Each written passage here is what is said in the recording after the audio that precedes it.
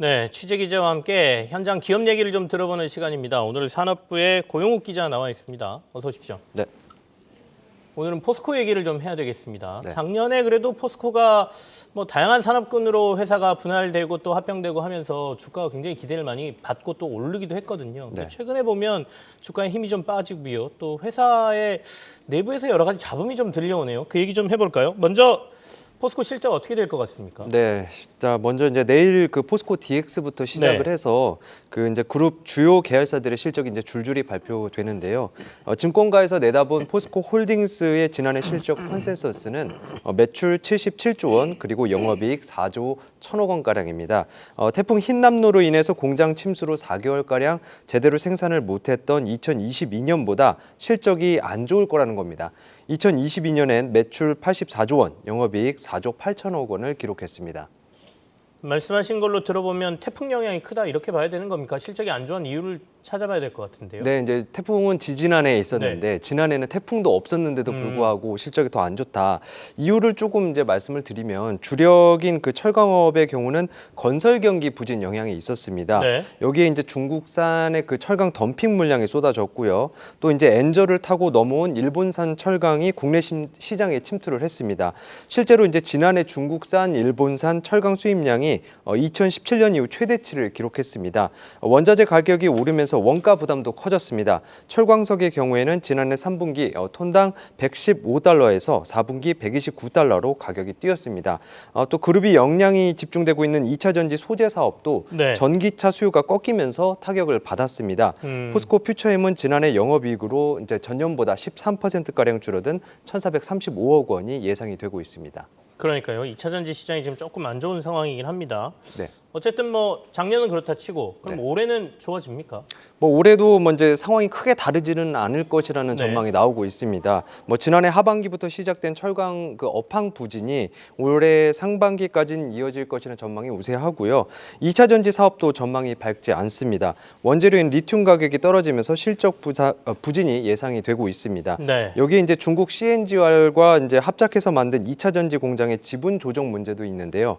미국에서 IRA 보조금을 받으려면 중국 측 지분이 25% 미만이어야 하는데 전구체 공장의 경우 지금 중국 측 지분율이 80%가량입니다. 야, 저걸 어떻게 조정하죠? 그렇죠. 이제 네. 결국은 이제 중국 측의 지분을 돈을 주고 사오거나 아니면 이제 제3자에게 넘겨야 된다는 얘기겠죠. 네. 참 복잡한 문제가 좀 걸려 있네요. 어떻게 보면 포스코 그룹이 굉장한 중대기로에 서 있다 이렇게 볼 수도 있는데 네. 지금 차기 회장 선출을 놓고 잡음이 또 막 일어요. 네, 그렇습니다. 그 포스코 그룹은 이제 말씀하신 대로 지금 네. 이제 차기 회장 선출 절차를 밟고 있는데요. 현재 이제 회장 후보군 18명이 추려진 상태고요. 다음 주 수요일이면 최종 면접 대상자가 발표될 예정입니다. 인원은 3명 안팎으로 지금 예상이 되고 있고요.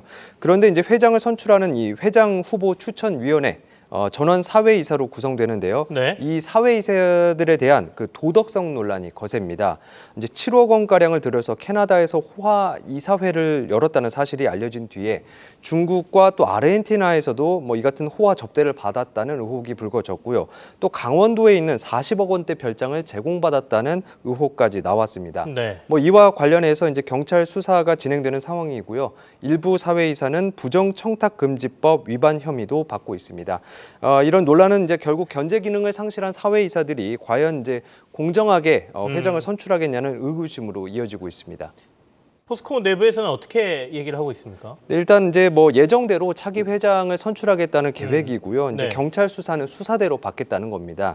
뭐 이제 만에 하나 사회이사진 사임으로 이제 그 회추위가 제때 가동되지 못하면 네. 예전에 이제 KT 사태처럼 장기간의 경영 공백이 우려된다는 겁니다. 이미 이제 최종 회장이 사임 이제 포스코 회장 그 연임을 하지 않겠다고 밝힌 만큼 네. 이제 뭐 그동안 이제 출장 등으로 쌓아왔던 어떤 사회이사와의 그런 친분 등이 이제 공정성에 영향을 줄 가능성은 없다고 설명을 했습니다.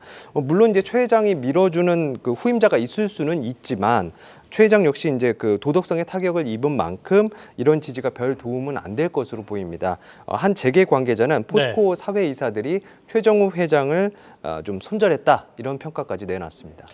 자, 그러면 최근에 이 포스코 주가의 하락을 2차 전지 시장이 안 좋아진 거, 그다음에 중국과의 관계 뭐 이런 걸로 봐야 됩니까? 아니면 이런 회장을 차기 선출하는 데 있어서 잡음이 좀 많은 것도 반영이 됐다 이렇게 봐야 됩니까?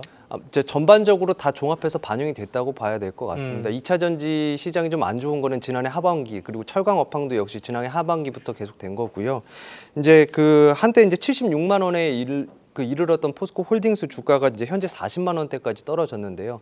그러는 동안 이제 100조 원을 돌파했던 포스코 그룹 그 6개 상장사 합상 시가총액은 73조 원으로 줄었습니다. 네. 다만 이제 최 회장 취임할 당시인 2018년 7월 그 당시에는 이제 시가총액이 35조 원이었는데 아직까지 이제 2배 이상 높은 상황입니다. 2차 전지 소재 사업을 중심으로 사업 포트폴리오를 이제 성공적으로 전환한 결과라고 평가할 수 있습니다. 알겠습니다. 산업부의 고영욱 기자와 함께 포스코 좀 살펴봤습니다. 고맙습니다.